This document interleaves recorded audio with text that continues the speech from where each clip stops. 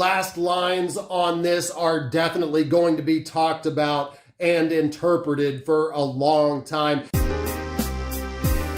Go subscribe. Yeah, subscribe. Hey, what's up, y'all? Welcome to Brews and Reviews. It's knowledge. I am reviewing Denzel Curry's Melt My Eyes, See Your Future. One of the most anticipated albums of the year right here, amplified by the great single that was Walkin.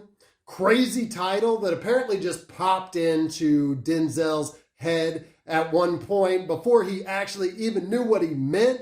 But he did get all philosophical when he finally figured out the meaning of the title that popped into his head. He said, "Melt my eyes" is a metaphor for things we choose not to see on a daily basis. We avoid people, we avoid the news, we avoid criticism, but most importantly, we avoid facing the truth of ourselves when it's right in front of us. I think that theme will be revealed throughout the album. He goes on to say, see your future comes from self-reflection and the realization that I'm going to do something to better the world by letting them know we are all the same and we can move forward in life if we don't focus on the past. And very focused he is on the themes that he just mentioned right there, as I will reveal in this track-by-track review of the album. And some people would say that Zell hasn't missed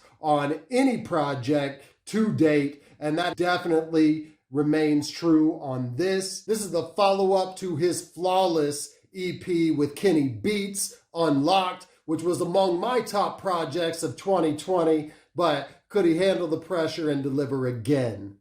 Melt Session number 1, produced by jazz pianist with a hip-hop edge, Robert Glasper. This is at least their third collaboration by my count, after Zell appeared on Glasper's This Changes Everything, and Glasper remixed Curry and Kenny Beats. So incredible. That was a great remix too. In fact, that whole remix project was great of Unlocked. And this song, Melt Session, kicks off with smooth vocal harmonies and keyboards, and I always appreciate opening lines that seem to allude to a journey or an experience and kind of set the theme for the album. And that's what Zell does here, saying, take a ride on my train of thought. And he's getting very personal from the jump, revealing that he's had suicidal thoughts, expressing regrets over sexual encounters, and referencing being molested as a child. Some of his most personal lyrics to date right here. And at the end, we got a nice play out with live instrumentation, especially the live drum breakdown, while I Keep Walkin' is repeated before we go into the next track, called Walkin'. And this is a very natural transition between the two tracks. And when sequencing an album flows so well like this, it's evident the artist put in work to make something with longevity and not just disposable art that we hear so often these days. And it's a different producer, even though it meshes so well. This one is Kal Banx, who's worked heavily with Dreamville and TDE. Very interesting to me that Zell's first verse here features boom bap drums in the background, and he nods to old school hip hop with Me, Myself, and I, a De La nod, and Me Against the World, a Tupac nod, and more subtly the line, I'm hawking down the next goal, the names ain't Steven, which of course is a reference to Stephen Hawking, but also could reference Big Boy's line in the Outkast track Mainstream. For the second verse, much of the melody stays the same, but the bass and drums shift from the boom bap to the heavier bass style that Zell more often raps on. And it's here that he reveals the true meaning of the song, talking about keep on walking through the hardships of life, which he refers to as a run-on sentence at one point. And he reveals he's been going to therapy to help him develop this method of coping, a theme that will be revisited throughout the album. Worst comes to worst, a very dirty beat here that's somehow ominous at the same time. And lyrically, now we see the theme forming on this album. He's talking about the shadiness and greediness and negativity of the world. And these lines really stuck out to me. He said, "Hey God, is Earth gonna keep revolving? Can't you see I'm lost here? Can't you see we lost here? Tried to get to heaven, but we see what heaven cost here." That last line alluding to all the wealth and abundance, particularly in America, but what is the human cost? And as we are all lost, we don't even know what's important. All that wealth, of course, cannot buy happiness. And as he proselytizes on the end of the world, he mentions the 4 horsemen of the apocalypse. And I like that because there was all kinds of apocalyptic imagery in the hip hop that I grew up on. The book Behold a Pale Horse being one of the favorites of 90s rappers, but you don't hear it too much anymore. In the 90s, they were coming up on the year 2000. It was the New World Order, world ending kind of stuff. It just doesn't happen anymore. But Zell is on that apocalyptic tip here. John Wayne featuring Buzzy Lee and some very pretty vocals that are interrupted by gunshots at the beginning. Can't say I've heard of Buzzy Lee before, but apparently, fun fact, she's Steven Spielberg's daughter. That's random. And the beat here is produced by none other than JPEG Mafia. It's experimental and jazzy, and lyrically, this is a response to police brutality, as Zell says he's gonna walk around like John Wayne with a gun on his hip to seemingly give retribution for what the cops have been doing to the black community for years. He even alludes to Ahmaud Arbery saying that crackers out here shooting joggers. Last, sticking with somewhat the theme of the previous song, he sings in a very Caribbean-influenced style, saying any day can be our last day. But in addition to the violence and brutality presented in the last song, the last day in this case could also come from COVID, but more than the fear of death, it's loneliness that seems to be impacting Zell more. As he may have written this during the thick of quarantine, he says, "Brung a mask for the whole day. We ain't trying to get sick, so we walk around with no face.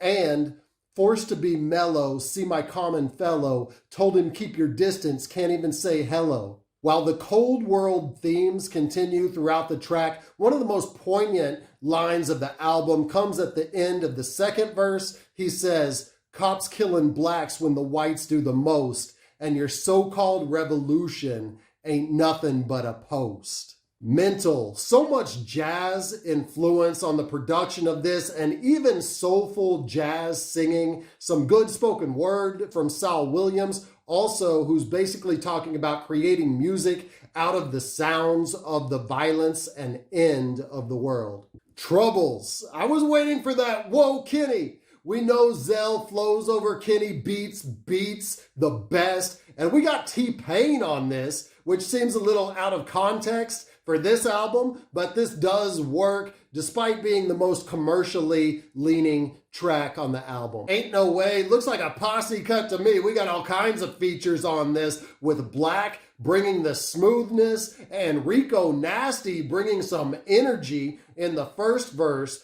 and always a welcome feature. In fact, one of the best guest stars of our current time, and that's Jid coming through, although a little toned down, not showing off the flow in the way that he often does, and only spitting 8 bars here, but remaining a commanding presence while adding to the vibe of this track. However, Zell still shines the most out of any of them on his own joint, throwing a few rappers' names in to put his success in perspective and also craft a dope double entendre. He says, "Jigga Man made his first album at 26. I passed 25, I was 17 getting rich. Ain't no way I was gonna take what people sell me, run the jewels, cause I kill a mic on any LP."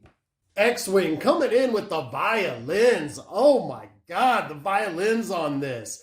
And the rhyming and chorus on this present a very trap-influenced style, as he also ponders his own mortality, mentioning some of the great rappers that died young. Angelz, produced by the great Karriem Riggins, who gives us more jazz and really one of the most beautiful instrumentals on the project. The angelic hums under the beat and laconic, harmonized singing on the chorus also play into the theme. He says, "Not caring if I'm rich or if I'm surrounded by chalk. I could either live like Jay or die like Ja." The opposite fates of Jay-Z and XXXTentacion is what he's referencing here. Zell is saying that he's fine with either, and he goes on to pay further respect to X when he's talking about the wing-ridden angel towards the end of this track. And I'm gonna drink to this track. I am sipping on a Salzburger Steigl Gold. That is a 5% skunky lager from Austria. I am enjoying this. It's a bit different from those American beers I've been drinking lately, just like this different project that I'm reviewing right now. Let's get back to it. The Smell of Death, we get an interlude length song, and the jazz influence continues with the bassist Thundercat producing this track. Sanjuro, let's go. This is the flow I've been waiting on from Zeltron. Gotta call him Zeltron when he gets this kind of flow on. And if there is one thing, only one thing, that seemed to be missing from this album so far, it's that hyper energetic flow that Zell does so well. And nice respect to MF Doom on this as well when he says, "And RIP to King Ghidorah." And his second verse here is probably his best delivery on the entire album. Zatoichi, Zatoichi, I think is how he pronounced it. I lost it now. But these last two tracks, he's referencing Japanese cinema. I'm not familiar with either of these movies, so if you know how those really tie in to the themes of the track, let me know in the comments. But what I do know is the character that he's referencing is blind, because he mentions that on the chorus. So that plays further in to the themes of the album, the whole "Melt My Eyes" in the title. And Zell's lyrics refer to basically seeing a new light after his depression or emerging with a new mind state. And as slowthai comes in on the chorus, we get a drum and bass influence in the beat. Zell was really experimenting with so many genres on this project. And if nothing else, this is a feat musically to incorporate so many different styles and stay consistent over them while also producing a coherent feel to the album. And great lyrics on verse 2 also. I really want to quote the whole verse, but I have to keep it short and just call out these lines specifically. He says, "So be aware or gimme your eyes, inclined to be wise. Don't let the 3-6 turn into a 9. Wait, let me rewind. Don't let the 3-6 hypnotize minds. So God is my guide. This pen's a mighty sword on my side. My voice could crack skies." True poetry here. The ills and more deep lyrics continue, and in some ways tie up the themes of mental health and the world's ills presented throughout the album. But first off, I don't know what he's thinking. Maybe the only whack bar from Zell on this when he says Notorious, Machiavelli, and Left Eye. I mean, Left Eye was cool and all, but in the same breath as Pac and Big, come on. But the lyrics get much better as he thinks of a very creative way to describe his mental health at his lowest state. He says, "Demons on my mind, they know where to hide, really. Then 9 minutes later, I'm met with the 9 milli. So 9 times out of 10, I'm probably going to hell, because I'm the devil, which means I sold my soul to myself." And the last lines on this are definitely going to be talked about and interpreted for a long time. He is in no doubt in some way referencing Kendrick when he says, "Play the bad guy just to finish the race first, because the last guy was nice, but they end up dying of thirst." To me, that seems like a playful jab at Kendrick, with Zell saying he now took his place in winning the race because Kendrick's moving too slow. He isn't producing anything, and Zell has now overtaken him in this race, aka the rap game. This is Denzel's most complete musical and lyrical album to date. I admire his confidence to hit us with something different. The production is mostly beautiful and angelic, while the lyrics are deep, dark, and painful. Two extremes that somehow interplay in the most intriguing of ways. I really can't point to any flaw at all on this album, and this is an album of the year contender, up there with Saba's album, which holds the top spot right now. I give this a 10 out of a 12 pack. Thank you for watching my review of Denzel Curry's Melt My Eyes, See Your Future. If you like this, go ahead and hit like now and hit me up in the comments. If you didn't like it, also let me know why in the comments. I drop hip-hop and hops-related content consistently, so subscribe to my channel now. And until I see you next time, keep buzzing. Fucking man says subscribe. But if he's on his channel saying that somebody's album is better than mine, unsubscribe to that motherfucker. No, your album's the best, man. There you go. Subscribe. Yeah. Subscribe.